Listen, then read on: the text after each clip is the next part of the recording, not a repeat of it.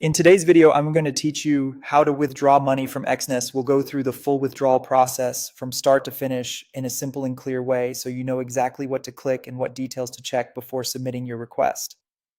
To begin, log into your Exness personal area using your registered login credentials.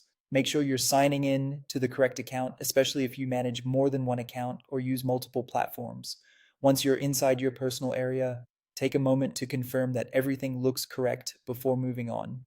Next, go to the Withdrawal tab. This is the section where Exness lets you transfer funds out of your account using one of the supported payout methods.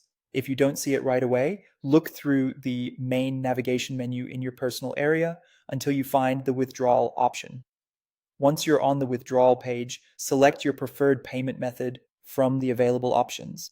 The methods you see may vary depending on your region and account setup. Choose the one that works best for you, but it's always a good idea to make sure the method is active and accessible on your side before continuing. This can help avoid delays later in the process. After that, enter the amount you want to withdraw. Be careful here and make sure the amount falls within the minimum and maximum withdrawal limits for the method you selected. If the amount is outside the allowed range, the request may not go through.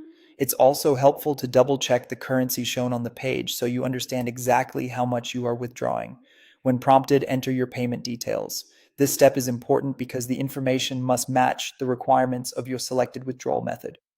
Take your time and review everything carefully before moving forward. Even a small typo in payment information can cause unnecessary delays or failed processing. Finally, confirm the withdrawal and complete the security verification step.